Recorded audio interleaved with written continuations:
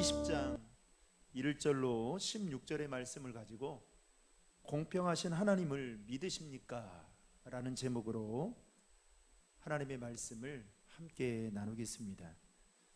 여러분, 우리가 신앙생활을 하다 보면 가끔씩 하나님이 불공평하다라고 생각하는 경우들이 있습니다. 첫째로, 이해할 수 없는 힘든 일을 닥치게 되었을 때 하나님이 불공평하다라고 생각을 하게 됩니다. 예를 들면, 내가 수십 년 동안 직장에서 근속하며 열심히 일을 했던 내가 어느 날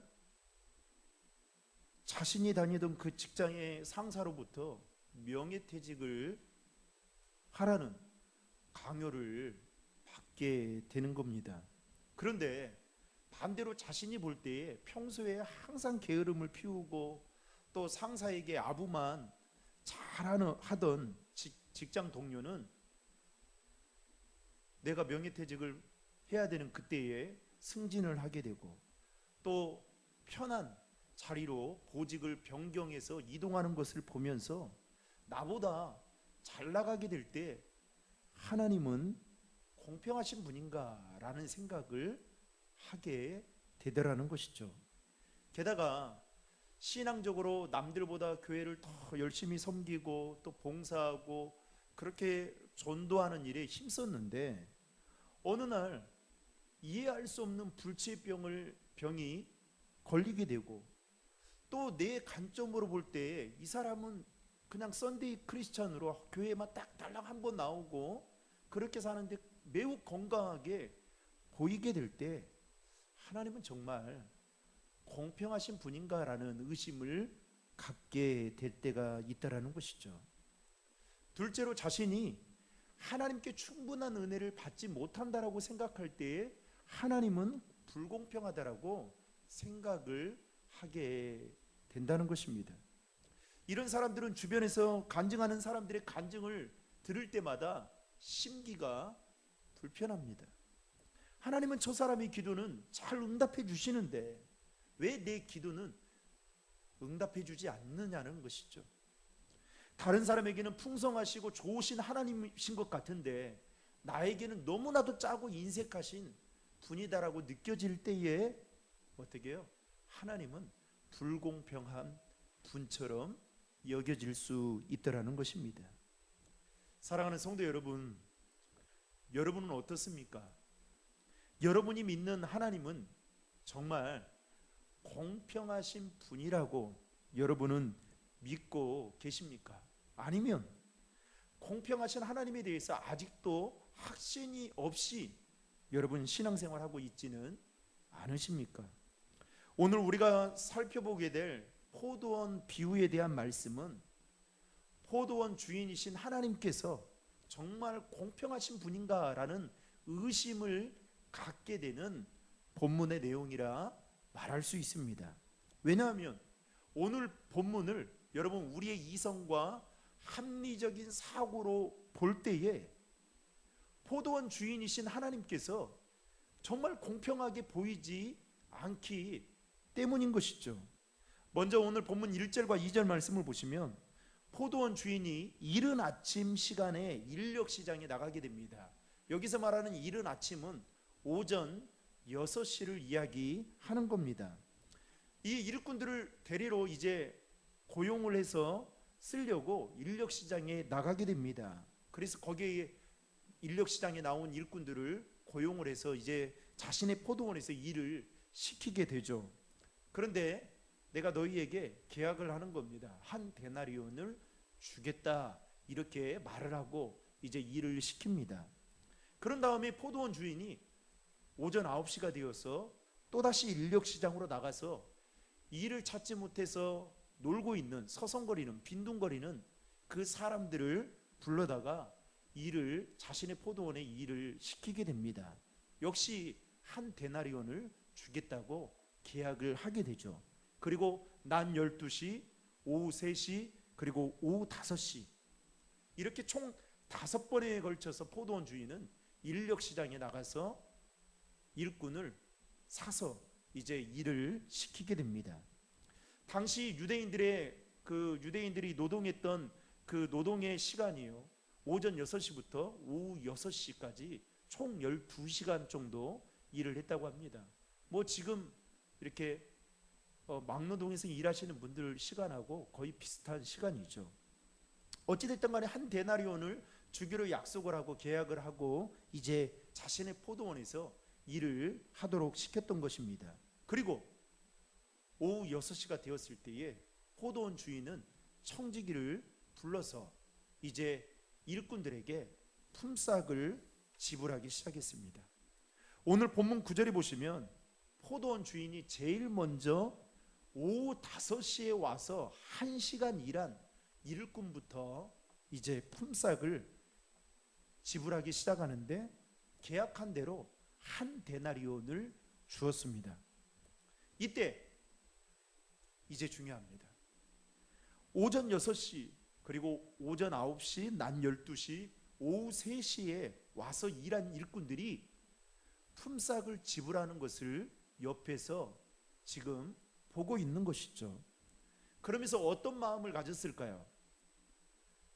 아마도 자신들은 더 많은 품삯을 받을 거라 내심 기대하고 있었을 것입니다. 오늘 본문 10절이 그것을 보여주고 있는데요. 여러분 10절 말씀을 같이 읽겠습니다. 시작. 맨 처음 고용된 일꾼들이 와서는 자기들이 더 많이 받으리라고 기대했다. 여러분 왜 그럴까요? 오후 5시에 와서 일한 사람은 몇 시간 일한 겁니까? 고작 1시간 일한 것이죠. 그런데 오전 6시부터 와서 포도원에서 일한 사람은 몇 시간 일한 거예요?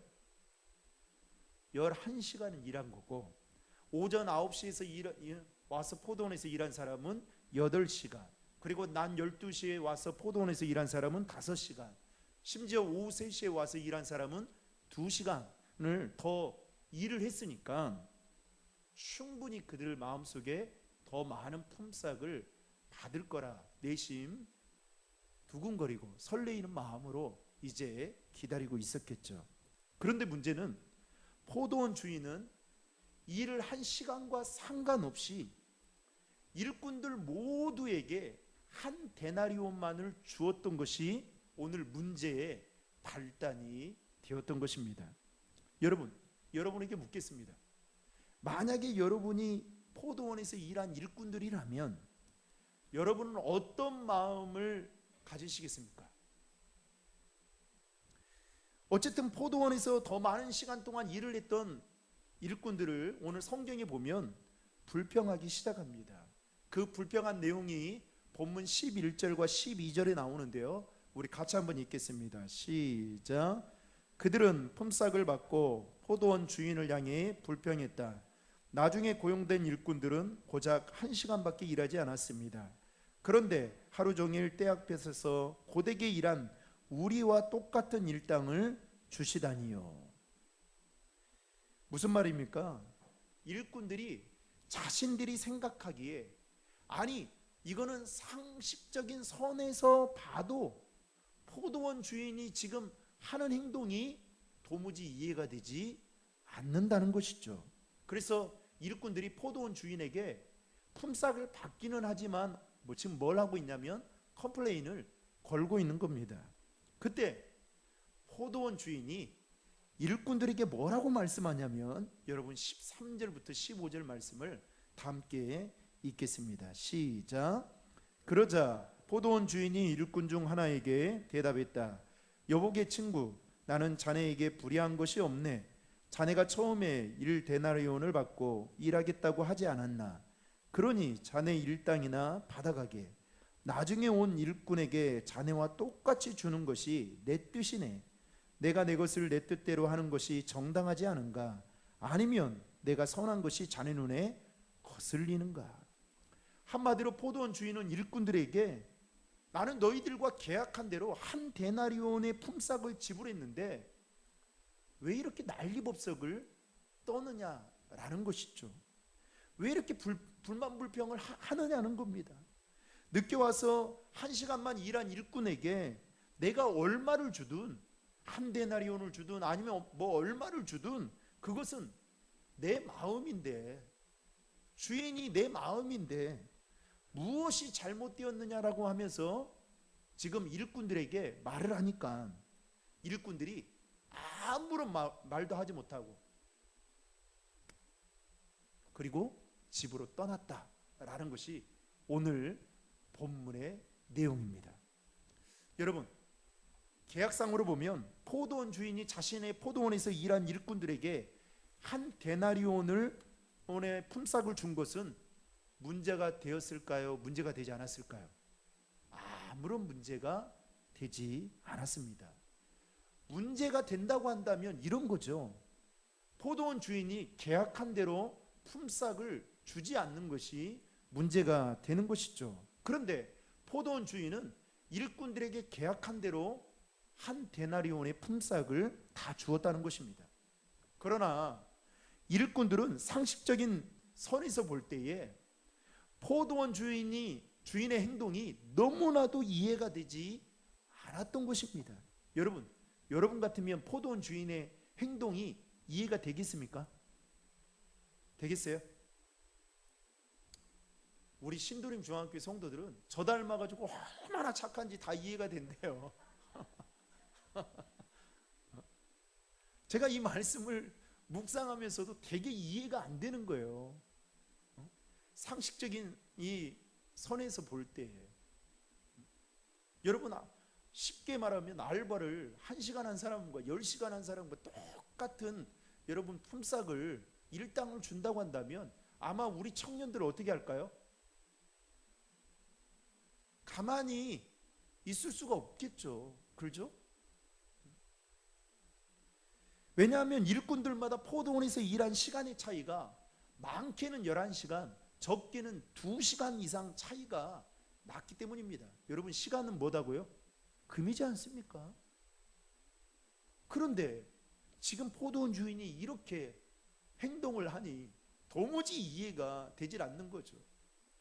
여러분, 우리의 이성과 사고로 볼 때에 포도원 주인이신 하나님께서 불공평해 보이지 않는 것 같은데, 여러분, 오늘 이 말씀을 통해서 우리에게 주는 교훈이 도대체 무엇일까요? 여러분, 불공평하다고 생각할 때 그 사람이 나에게 하는 말이 여러분 귀에 들릴까요? 안 들릴까요? 안 들리죠. 왜요? 내가 지금 그런 불공평한 대우를 받고 있는데 그분이 나에게 주인이든 높은 사람이든 말을 한다고 듣겠습니까? 여러분, 오늘 이 말씀이 우리의 어떤 사고와 또 이성으로 볼 때에 불공평하다고 느껴지는데 어떤 은혜가 되겠냐라는 거죠. 그러나 하나님은 오늘 말씀을 통해서 우리에게 하시고자 하는 그 메시지가 있다라는 것입니다. 두 가지를 말씀을 나누고자 합니다. 첫 번째로, 다른 사람과 비교해서 자신을 보게 되면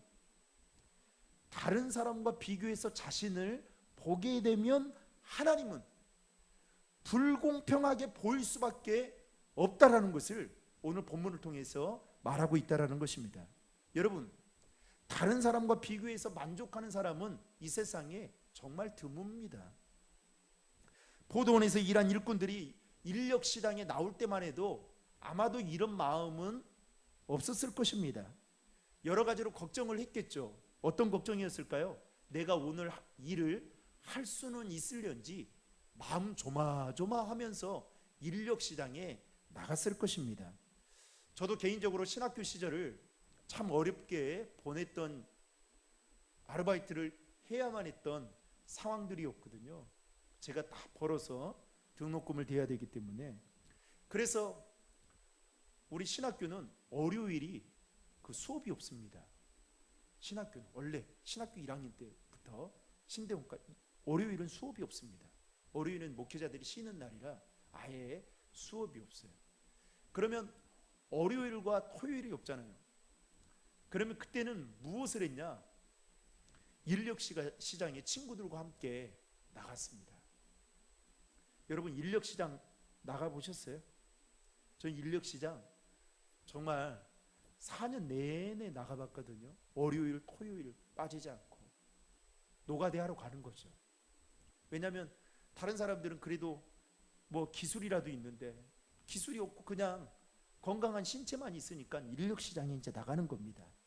이 인력시장에 또 나가는 게 여러분 얼마나 빠릅니까? 새벽 5시면 나가야 되거든요. 6시부터 시작하는데 5시 딱 되면 줄을 쫙 서는 거예요. 빨리 쓰려고. 친구 집에 자서 이제 5시 한 2, 30분 되면 빨리 씻고 그냥 대충 씻는 거죠. 왜냐하면 뭐 일을 하는데 뭐 씻을 뭐 깔끔하게 할 필요가 뭐가 있겠습니까? 모자 하나 탁 둘러써 가지고 나가는 겁니다. 가면요 이미 사람들이 얼마나 많은지 몰라요. 그래서 막 밀치고 그야말로 아비규환입니다. 그런데 5시부터 딱 5시 반에 일어나가지고 씻고 6시가 딱 돼서 딱 이제 나가면 이제 사장님들이 하루 일당을 할 수 있는 사람들을 채용하기 위해서 딱 면접을 보듯이 쭉 줄 서 있는 우리들을 향해서 앞으로 쫙 지나갑니다. 지나가고 어떻게 해요? 이렇게 하면 이제 뽑히는 거예요. 여러분, 근데요, 그때는 부끄러움이 없어요. 그때는 어떻게 해요? 어떻게든 뽑혀보려고 까치발로 이렇게 키가 더 크게 보이기도 하고요. 그래서 어떻게 해요? 뽑히게 딱 되면요, 친구하고 왔는데 어떨 때는 친구하고 같이 일하면 좋은데 따로따로 뽑히는 거예요. 그러면 다른 장소로 가서 일을 하게 됩니다. 그러면 여러분 그 외로움이요 얼마나 더한지 모릅니다. 그러면 그 찍혀서 이제 가게 되잖아요. 어디로 가는지도 몰라요. 차에 타라는 거예요. 그리고 막 2, 30분 막 갑니다. 어디로 가는지 몰라요. 그분이 데리고 간 곳에서 일하고 데려다 주면 이제가, 그리고 거기에 또 10%를 떼잖아요. 그 진짜 10% 이게 얼마나 아까운지요. 그런데 딱 뽑혀서 갈 때 얼마나 기쁘고 행복한지 모릅니다. 왜냐하면 인력시장에 가끔 일하러 나가게 되면 어떻게 해요? 허탕을 치고 돌아오는 일들이 많기 때문에 그런 것이죠. 아마도 오늘 본문에 나오는 일꾼들 역시도 저와 같은 마음이 아니었을까라는 생각을 해보게 됩니다. 그런데 그 기쁨도 잠시, 일을 하고 난 이후에 포도원 주인으로부터 품삯을 받게 되었을 때 그 기쁨은 온데간데 다 사라져버리고 어떤 마음이 생기는 거예요? 불평한 마음이 들게 되었던 것입니다. 그 이유는 무엇 때문입니까? 불공평하다라는 것이죠. 불공평하다라는 것. 그런데 오늘 본문 2절을 보시면 주인이 뭐라고 이야기를 하냐면 그 주인은 하루 품삯으로 1데나리온을 주기로 하고 일꾼들을 포도원으로 보냈습니다. 그러니까 애당초 포도원 주인은 일꾼들에게 1데나리온만 주겠다라고 약속을 하고 계약을 하고 그들을 일을 시켰다는 것이죠. 그렇다고 한다면 여러분 이 말씀대로라면 일꾼들은 포도원 주인들에게 불평을 할 것이 없는 것이죠. 맞죠? 왜 그럴까요? 약속한 대로 품삯을 주었기 때문이죠. 포도원 주인이 예를 들어서 일꾼들에게 어떠한 불이익을 준다거나 그 약속을 파기한다고 한다면 이거는 정말 큰 문제가 될 뿐만 아니라 불평할 수밖에 없는데, 문제는 그 약속을 다 이행해 준 거예요. 제가 한 번은요, 제 친구하고 인력시장에 나갔어요. 나가서 그날은 이제 노가대를 하루 한 30분 이상 전주에서 익산까지 가게 된 겁니다. 얼마나 멀어요. 그때 제가 차도 이렇게 잘 못 탔거든요. 돈 벌려고 아무튼 간 거예요. 그런데 아니 분명히 저는 듣기로 인력시장에서 그 말한 대로 듣기로 58,000원을 맡기로 했는데 55,000원을 주는 겁니다. 그래서 이게 뭔가 싶은 생각이 든 거예요. 그래서 이 말도 못하고 이렇게 끙끙 앓은 적이 있습니다. 나중에 알고 보니까 그 주인이 학생이라고 어떻게 해요? 3,000원을 떼먹은 거예요. 잘 먹고 잘 살아라. 여러분 오늘 이 포도원 주인이 약속을 이행해서 그 한 데나리온만 준 것만 놓고 보더라도 어떻게요? 이거는 감사해야 될 일이고 고마워해야 할 일이죠. 왜냐하면 악덕 기업자들이 얼마나 많습니까? 외국인 노동자들 일을 시켜놓고 제대로 품삯을 안 주는 사람들이 오늘날 우리 주변에도 얼마나 많이 있냐라는 거죠. 그렇다고 한다면 여러분, 내가 많은 시간을 일할 건 적게 일을 했던 간에 계약한 대로 받을 수 있다는 것은 정말 감사하고 고마워해야 할 일입니다. 그런데 여러분, 이것이요, 상대적이 될 때에는 문제가 생기게 되는 겁니다.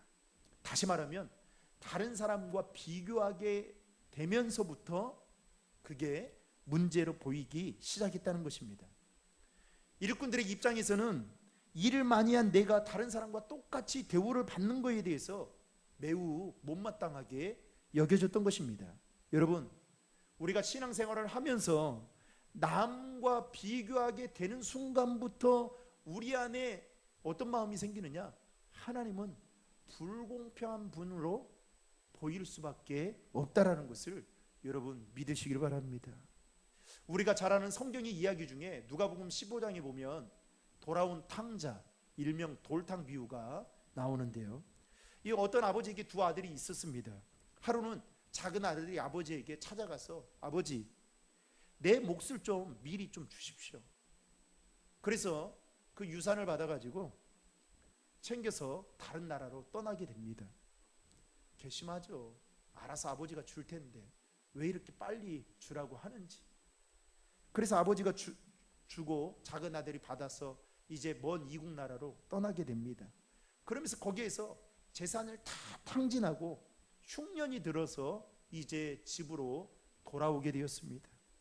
이에 반해 큰아들은 항상 아버지의 말씀에 순종을 잘하고 그리고 불평도 하지 않는 그야말로 내노라 하는 효자였습니다. 그런데 집을 나갔던 작은 아들이 집으로 돌아왔을 때 아버지가 마치 그를 기다렸다는 듯이 반갑게 맞아주면서 송아지를 잡는 겁니다. 그러면서 잔치를 베풀어요. 성경에 보니까 새 신발을 신기고 또 금반지를 끼우고 새 옷을 입혀주면서 이 작은 아들을 얼마나 뜨겁게 환영해 주는지 기록되어져 있습니다. 그런데 문제는 그 모습을 옆에서 지켜보던 큰 아들의 마음이 편치 않았던 것입니다. 왜냐하면 자신의 동생을 대하는 아버지의 모습을 보면서 동생과 자신이 뭐가 되는 거예요? 비교가 되었기 때문에 마음이 편치 않았던 겁니다. 큰아들 생각에는 이런 거죠. 성경에 보니까요, 아니 지금까지 나는 아버지께 순종도 잘하고 최대한 아버지를 복양하면서 그렇게 내가 섬겨왔는데 정작 나를 위해서는 염소 새끼 한 마리 잡아주지도 않았던 그 아버지가, 매우 인색해 보였던 그 아버지가 작은 아들이 돌아오자 송아지를 잡고 새 신발을 신기고 금반지를 끼우고 새 옷을 입혀주는 그 아버지의 모습을 보면서 자기 동생과 내가 뭐가 되는 겁니까? 비교가 되더라는 것이죠. 그러니까 마음이 어떻게 해요? 상당히 불편해지기 시작했던 것입니다. 여러분, 미국의 심리학자인 웩셀 말츠가 이런 말을 했습니다. 현대인의 95%가 심한 열등감에 시달리며 살아가고 있다는 거죠. 그런데 그 심한 열등감은 어디에서부터 오느냐? 남과 비교하는 데서부터 시작된다라고 그렇게 말을 했습니다. 무슨 말입니까? 비교는 열등감을 가져오게 되고 그 열등감은 그 사람의 인생을 더 불행하게 만든다는 것입니다. 여러분, 동창회 가끔씩 나가시는 분이 있죠. 저는 동창회를 한 번도 나간 적이 없는데요, 동창회 나갔다가 오면 가정이 편치는 않습니다. 왜 그런지 아십니까? 여자분들이 동창회에 딱 나갔다 오면 동창들을 만나죠. 그러면 그동안 어떻게 지냈는지 안부를 물으면서 자기 신랑에 대한 자랑을 늘어놓기 시작합니다. 우리 신랑은 10주년이 되었는데 20주년이 되었는데 우리 신랑은 이런데 하고 돌아오면 그 이야기를 듣게 되죠. 그러면서 누가 떠오르게 되는 거예요? 남편이 떠오르게 됩니다. 그러면서 자꾸만 비교하게 돼요. 얼굴도 비교하게 되고 재능도 비교하게 되고 또 월급도 비교하게 되고, 그러면서 어떤 마음이 생길까요? 마음이 불편해지기 시작하죠. 반대로 남자들은 또 동창회 모임에 가면 또 부인들의 이야기, 아내들의 이야기를 듣게 됩니다. 그러면서 어떻게 해요? 얼굴도 비교하게 되고 여러 가지 비교하게 돼요. 음식 솜씨도 비교하게 되고, 그리고 또 어머니들은 또 자녀들까지 자녀 자랑들을 막 늘어놓잖아요. 그러면 우리 자녀들 뭐 대학 어디 갔다, 그러면 이제 비교가 막 되기 시작하는 거예요. 그러면서 어떻게 됩니까? 열등감이 생기게 되고, 그 열등감은 나중에 가정의 불행의 원인이 되더라는 것이죠. 사랑하는 성도 여러분, 신앙생활을 하는 우리에게 있어서 다른 사람과의 비교는 정말로 백해에 무익한 것입니다. 다시 말해서 온통 해롭기만 하지 하나도 이로울 것이 없다라는 것이죠. 여러분, 출애굽하는 이스라엘 백성들을 보십시오. 그들이 출애굽하는 과정 속에서 얼마나 많은 원망과 불평을 하나님께 털어놓습니까? 그런데 그 이유가 단 하나였습니다. 뭘까요? 애굽에서 노예로 살았을 때의 그때의 생활과 지금 자신들이 처한 그 생활을 자꾸만 뭐하기 시작하는 거예요? 비교하기 시작하니까 원망을 하더라는 거예요. 애굽에서 노예로 살았을 때 고기를 먹어본 적이 있었다는 거죠. 그리고 고기를 먹고 이쑤시개로 이빨을 쑤신 적이 있는데 왜 이렇게 풀뜨대기만 주냐는 거죠. 비교하기 시작하는 겁니다. 그러니까 어떻게 해요? 하나님이 약속하신 가나안 땅으로 나아가는 과정 속에서도 원망하고 불평하고 그렇게 하는 것이죠. 사랑하는 성도 여러분, 이와 같이 비교는 하나님의 더 큰 은혜를 경험하지 못하게 만들 뿐만 아니라 우리의 믿음을 퇴보시키는 아주 나쁜 영향력을 미친다는 사실을 믿으시기를 바랍니다. 그러므로 저와 여러분이 주변의 사람들과 비교하지 않는 하나님의 사람들이 되기를 주의 이름으로 축복합니다. 왜 그럴까요? 우리는 하나님 앞에서 존귀한 자들이기 때문에 그렇습니다. 마지막 둘째로, 그렇다면 남과 비교하지 않으려면 어떻게 해야 될까요? 모든 것이 하나님의 은혜라고 생각하고 보게 되면 불평보다는 감사할 수 있게 된다는 것입니다. 오늘 본문 14절을 보시면 이런 말이 있어요. 그러니 자네 일당이나 받아가게. 여러분, 이 말의 뜻은요 이런 겁니다. 내가 받은 것이 은혜라고 왜 생각을 하지 못하느냐. 지금 포도원 주인이 일꾼에게 하는 말입니다. 내가 너를 부르지 않았다면 하루 종일 인력시장에서 빈둥빈둥 거리면서 누군가 나를 불러주기를 바라면서 시간을 보냈을 텐데, 내가 너를 불렀기 때문에 네가 일을 한 것이고, 그리고 계약한 대로 한 데나리온을 품삯을 받은 건데, 그렇다고 한다면 네가 많게 받던 적게 받던 일한 거에 만큼 적게 받다라고 생각하든 내가 너와 약속한 거대로 지불을 했다면, 여러분 이거는 정당하고 합당한 것이 아니냐, 지금 포도원 주인이 일꾼들에게 말하고자 하는 생각이었습니다. 그러면서 그 다음에 이어지는 말씀에 보면요 이렇게 말합니다. 나중에 온 일꾼에게 자네와 똑같이 주는 것이 내 뜻이네. 내가 내 것을 내 뜻대로 하는 것이 정당하지 않은가? 아니면 내가 선한 것이 자네 눈에 거슬리는가? 한마디로 말하면 포도원 주인은 일꾼들에게 지금 뭐라고 말합니까? 왈가하지 말라는 거예요. 이래라 저래라 나에게 말할 필요가 없다라는 것이 지금 포도원 주인이 일꾼들에게 하고 싶은 메시지였던 것입니다.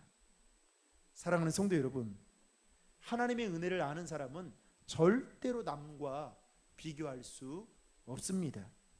포도원 주인이 자신들을 일꾼으로 쓴 것을 여러분 은혜로 생각한다면 그들은 품삯 문제 때문에 여러분 더 이상 마음 상할 일도 없고 컴플레인을 걸 필요도 없다라는 것이죠. 문제는 은혜로 알지 못하게 되니까 비교하게 되고, 비교하게 되는 순간부터 불평을 하게 되더라는 것입니다. 사랑하는 성도 여러분, 아직도 여러분은 하나님은 불공평한 분이라고 생각하십니까? 저와 여러분들에게 베풀어 주신 하나님의 은혜를 한번 생각해 보십시오. 제가 이번 다니엘 기도회 한 주간 그 강사분들의 말씀을 들으면서 하나님의 십자가의 사랑을 깊이 묵상하는 시간이었습니다.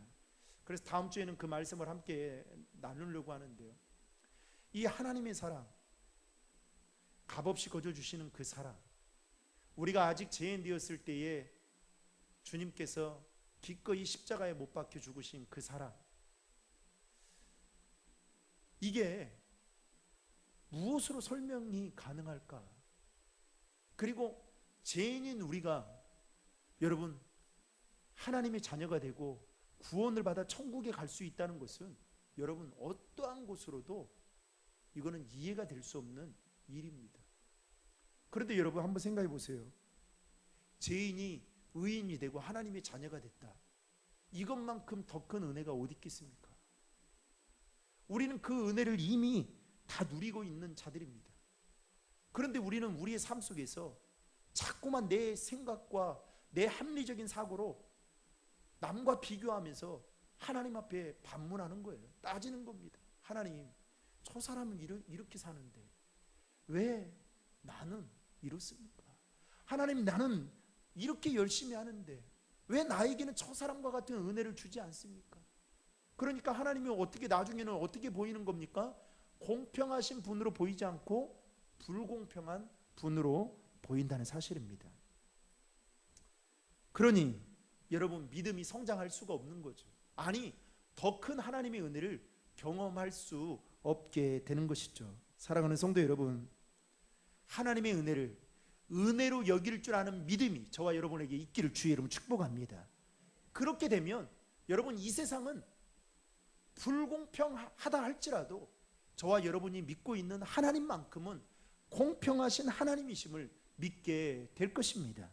공평하신 하나님이 저와 여러분이 믿고 있는 하나님이심을 믿고 한 주간도 그 공평하신 하나님의 은혜에 감사하며 살아가는 저와 여러분 모두가 될 수 있기를 주님의 이름으로 축원합니다.